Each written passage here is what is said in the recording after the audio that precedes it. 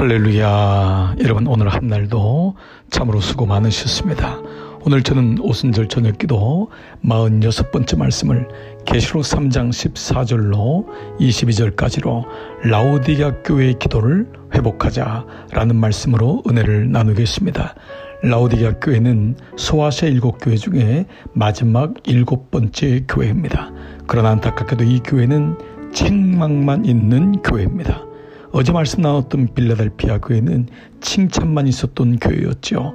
성사학자 중에 7교회를 역사순으로 묵상하고 있는 분들은 이 7번째 라오디게아 교회가 현대교회로 지칭하는 분들이 많습니다. 현대교회는 참으로 문명이 발달하고 어느 시대보다도 풍요로운 시대이지만은 주님과는 멀어진 안타까운 모습을 가지고 있어서 주님께 칭찬을 듣지 못하는 책망만 듣는 교회라고 말하고 있습니다. 그러나 엘렌코라고 하는 책망이란 말은 주님의 이유를 가지고 회복을 위해서 우리에게 말씀하시는 거기 때문에 이 말씀을 책망으로 듣되 내가 어디서 떨어졌는지 어디서 믿음이 식었는지를 본다면은 오늘 이 말씀은 오히려 나를 더 명확히 보고 기도의 자리로 회복의 자리로 나가는 기회가 되리라 믿습니다. 라오디게아 교회를 향한 책망 가운데 첫 번째는 내가 내 행위를 아노니 내가 차지도 아니하고 뜨겁지도 아니하도다. 라오디게아 교회는 물이 문제였습니다. 물이 없어서 그 위로는 온수를 끌어당겨야 되고 밑으로는 냉수를 끌다 보니까 중간에 있는 라오디게아 물은 미지근하여서 먹지 못하고 토해낼 정도로 그런 물이었다고 합니다. 바로 이 말씀을 하고 있는 것입니다. 영적으로도 교회 바깥에 있는 것도 아니고 그렇다고 들어왔지만 하나님을 알고 그 믿음으로 살아내는 것도 아닌 중간 지역에 회색 지역에 있는 모습을 보여주고 있습니다. 오늘날의 현대인들의 모습이 이와 같지 않습니까? 예수님을 안 믿는 것도 아니고 또한 믿는다고 하는 것도 아니고 중간에 애매하게 걸쳐 있습니다. 근데 주님은 내가 내 입에서 너를 토하여 버린다고 말씀하고 있습니다. 어느 날 나의 정체성이 무엇인지를 명확히 봐야 됩니다. 우리 교회는 말씀 묵상하는 교회입니다. 우리 교회는 1:1 양육하는 교회입니다. 우리 교회는 생명이 있는 교회입니다. 우리 교회는 예배하는 교회입니다. 나를 향해서도 마찬가지입니다. 나는 그리스도인입니다.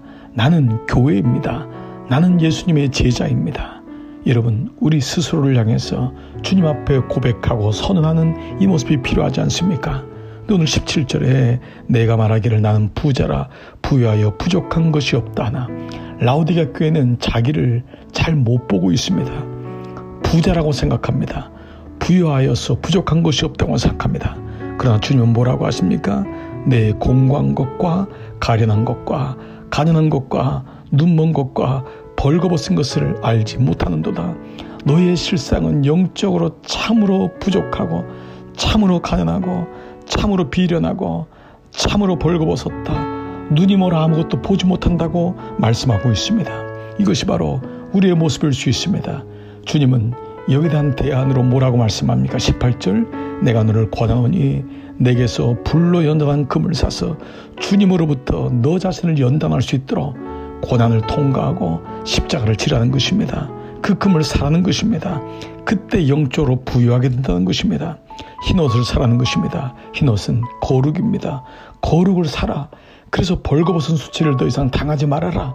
그리고 세 번째, 안약을 사서 너의 눈이 열려 영치에 머물지 말고 영적인 눈이 밝아져 하나님의 계시를 알 수 있는 그런 영적인 안목을 가져야 된다. 세 가지의 동사가 사서라는 것입니다. 값을 치르라는 것입니다. 그렇습니다. 하나님의 구원은 값없이 받았지만 그 구원을 지켜내고 마침내 이루기 위해서는 값을 치러내야 됩니다.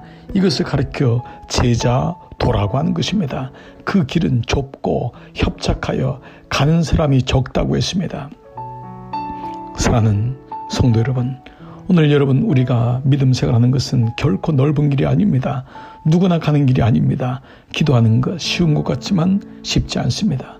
말씀에 눈이 열리는 것 쉬운 것 같지만 쉽지 않습니다. 그러나 부단히 이것을 사서 하나님 앞에 나갈 때 비로소 우리는 영적으로 가난한 것과 공고한 것과 가련한 것과 벌거벗은 것과 눈먼 것에서부터 나올 수 있는 줄 믿습니다.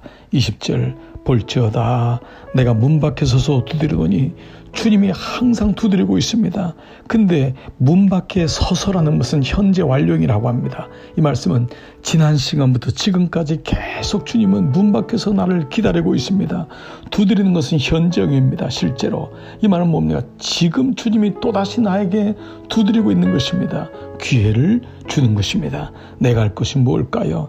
내 음성, 주님의 음성을 듣고 문을 여는 것입니다. 문만 열면은 주님이 내게로 들어와 나와 더불어 먹고 나는 그와 더불어 먹게 되는 것입니다.